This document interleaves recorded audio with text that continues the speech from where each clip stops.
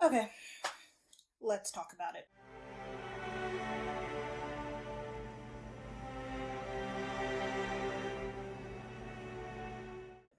So, I consider myself a pretty fun connoisseur of all things fantasy, all things magic, elves, da da da. So, after 2 decades and a half of being on this planet, I finally decided to watch the Lord of the Rings trilogy along with the Hobbit trilogy. And I just have one thing to say. Gandalf is the biggest op of that entire universe. I have never seen a bigger villain claim to be a hero than I have Gandalf. And I know everyone's all like, oh, but Gandalf, he does this, oh, Gandalf, he does that. I don't care, alright? I do not care. I have never seen a character who has so much pivotal information to the success of a group completely sabotage that said group. Alright? Like, for instance, first of all, Gandalf just shows up to Bilbo and Frodo's houses unannounced. Like, I know in the Lord of the Ring movies, it's Bilbo Baggins' 11th something birthday? And he's there for parties that are still, he's a little too comfortable walking into that house after seeing The Hobbit afterwards. I know where he got it from. But I can't trust someone who walks up in the house unannounced. In The Hobbit, when Bilbo first told him, no, I don't want to go, don't bring people here. Guess what he does instead? He starts sending people up to this man's house. And they start to eat up his food. I would be angry. Back to the Lord of the Rings. My issue is, like, okay, they bound together the group and all that stuff, yada yada yada, they're gonna go deliver the ring, and when Gandalf goes to Frodo and he's like, oh, I'm gonna go see my best friend Saruman the White, like, he's gonna be so helpful just to get some information from him that's gonna help on this case. Cool, solid. Like, he's like, I'll meet y'all in Rivendell, I think, or the Kingdom of the Elves, pretty soon, let me go chat up Saruman. And so when he goes to see Saruman the traitor, and he gets two-pieced and mollywopped, and he's saved at the end of it by, it's not really explained in the movies, but I think it was Galadriel who sent the bird to save Gandalf. Shout out to her, honestly, even though she is a bit scary. But after Saruman betrays Gandalf, and Gandalf is late to Rivendell, and Frodo wakes up and all that stuff, he's like, what took you so long? You were supposed to meet us here and all that stuff. And Gandalf goes, oh yeah, I just had some business to take care of, nothing strange. Girl, you don't think it's pivotal information to let the Fellowship know that Saruman is about to betray you? Like, you don't think they should know that? But I digress. I think it's crazy that he chooses to tell them nothing instead of tell them pivotal information. Now, this is the moment that pisses me off more than any other fucking moment in the Lord of the Rings.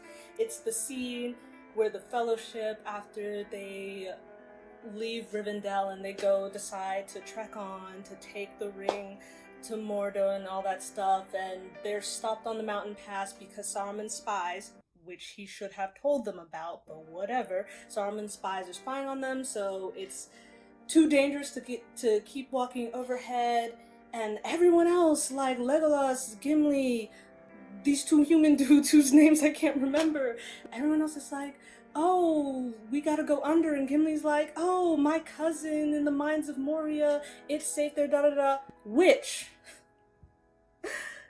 that whole thing with Gimli and his cousin, that's a separate conversation that needs to be had. But we'll get to that later. Anyway, Gandalf's over here in his mind is like, oh, these idiots, they don't even know that it's so dangerous to go. They don't even know what's happened there. They don't even know it's so dangerous to go in there. Oh my gosh, they're gonna get us killed. All of this going on in his head, right? They ask Gandalf, oh Gandalf, what do you think? Which way should we go? Gandalf is staring out spacey-eyed, and instead of telling them that, he goes, let's ask Frodo what he thinks. Frodo, the guy who has never been outside the Shire, that's who you want to entrust with all this? And of course, Frodo sides with what everyone else says because, duh, when you don't know what you're doing, you're just gonna go with the majority. Frodo says, yeah, let's go through the mines of Moria. And then Gandalf's like, oh no, You can't be upset. You should have spoken up. And then here we go through the mines of Moria, which, coming back to that, the way Gimli through that entire journey was chanting up like, my cousin's the best, my cousin's this, I love my cousins, da da da da da. Then we get to the mines and all the dwarves there have been murked, and Gimli's like, no, my cousin. When was the last time you were in communication with this man? Because you're going to sit here and tell me that you did not know that, because it's not like they're corpses. No, they're bones. They're bones and cobwebs and dust. So they've been gone for a minute, and you were just talking about your cousin like you were just talking to him yesterday. That was the craziest thing that Gimli's done.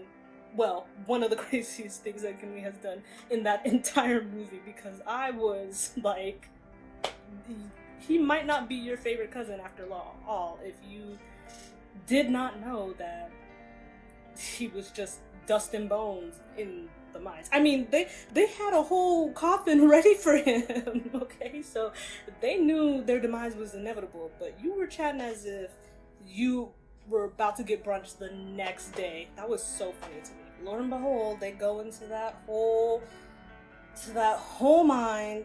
At this point, Gandalf has exhausted me. They go into that whole mine, and of course, they come across the Balrog, which, yeah, and then Gandalf decides to sacrifice himself, which I get it, that's the least you can do after you sent us down this death trap.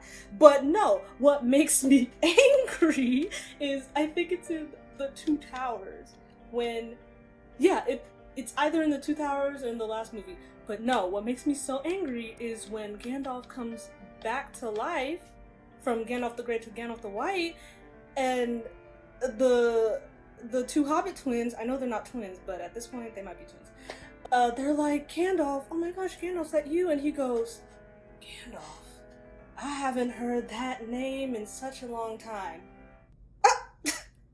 Sir, no. You do not get to be absolved of your crimes. You are not a different person. I do not care. You are still Gandalf. You can be Gandalf the blue, green. I don't care. You still did that, sir. You don't get to come back here and be like, I haven't heard that, so I'm a better Saruman. No, you have crimes to answer for, and I need you to answer for that. But all in all, I will say, at least in the Hobbit movies, Gandalf is better, whatever that means. But he's better. I mean, I can't really blame him.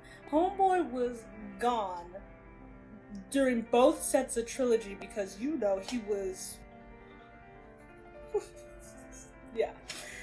But like I said before, he's letting strangers up into people's houses to eat up on their food. And I just think that's the funniest thing. But also in the Hobbit movies, even though I said Gandalf was a little better, it's still a little crazy to me that one of Gandalf's, if not the main goal, at least they said in the first movie, is that he wanted to help the dwarves reclaim their kingdom under the mountain. But he talks about he was also trying to see if Smaug the dragon was going to help them in the war to come. What? Sir, the dragon who, the moment he's set free, he's screaming, I am death, I'm gonna go burn people's houses down. what? Maybe in the books it's different, but I was like, what part of Smaug's personality, of Smaug's whole entire speech, said that this dragon could be reasoned with? Where did he get that idea from? And of course, Galadriel and Elardan are looking at him crazy, and Saruman, before he was the traitor, are all looking at him crazy, rightfully so, because who thinks that's a good idea? I'll tell you who thinks that's a good idea. A man who is gone off the pipe the whole time. That's who thinks this is a good idea. All in all, the Lord of the Rings and the Hobbit movies I did actually enjoy. I ended up watching the extended version of all of them. I don't know why I did that. They were mostly walking the entire time. I thought maybe if I watch the extended version, I'm gonna get a sneak peek of something that is not in the mainstream movie. But nope, I was wrong. Except maybe, yeah, I was wrong. Unless there was something I was missing, let me know. But also, let me know what you think. Do you agree with me that Gandalf is a villain? Because you need to provide me with evidence that he's not if you want me to change my opinion. Because so far, I would have left that man behind so many times. I would have kept it pushing. He's an op, he's a traitor, and okay, he's not a traitor, but he's definitely an op. The things he did, the things he chose not to share, But yeah, see you in the next one.